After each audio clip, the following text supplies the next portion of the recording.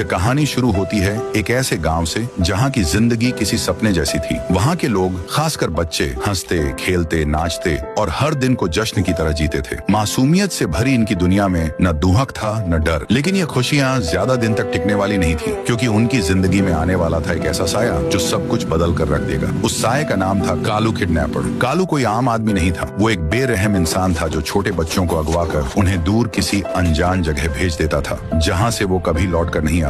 हर गांव, हर गली में उसका खौफ था। और अब उसकी नजर पड़ी थी उस गांव पर जहां रहता था राय स्टार और उसका परिवार। राय स्टार का एक छोटा बेटा था, चिंटू, जिसे वो अपनी जान से भी ज्यादा चाहता था। एक शाम का वक्त था। चिंटू अपने दोस्तों के साथ बाहर खेल रहा था। तभी राय स्टार दरवाजे पर आया और पुकारा, बेटा चिंटू, चलो अंदर आ जाओ, बहुत रात हो गई है। चिंटू बोला, पापा बस थोड़ी देर और खेलने दो ना। राय स्टार ने थोड़ा सख्ती से कहा, नहीं बेटा, आज नहीं। सुना है गाँव में बच्चे गायब हो रहे हैं, अब अंदर चलो। चिंटू थोड़ा उदास मन से घर चला गया। पर अगले दिन कुछ ऐसा हुआ जिसने राय स्टार की जिंदगी बदल दी। चिंटू स्कूल गया, लेकिन जब दोपहर बीत गई और वो अब तक वापस नहीं आया, राय स्टार बेचैन हो उठा। तभी एक छोटा लड़का जो चिंटू के साथ पढ़ता था दौड़ता हुआ आया। हांफते हुए बोला, राय स्टार अंकल, दो लोग आए और चिंटू को पकड़कर गाड़ी में डालकर ले गए। ये सुनते ही राय स्टार की आंखों में आग जल उठी। उसने बिना वक्त गंवाए अपनी बाइक उठाई और निकल पड़ा, अपने बेटे को ढूंढने, उस राक्षस से लड़ने जिसे दुनिया कालू किडनैपर के नाम से जानती थी। दूसरी ओर कालू चिंटू को एक अंधेरे गोदाम में ले गया था। डर के साए में बाकी बच्चे सिसक रहे थे, पर चिंटू निडर खड़ा था। कालू ने कहा, मत रो बच्चों, यहाँ कोई नहीं आएगा तुम्हें बचाने।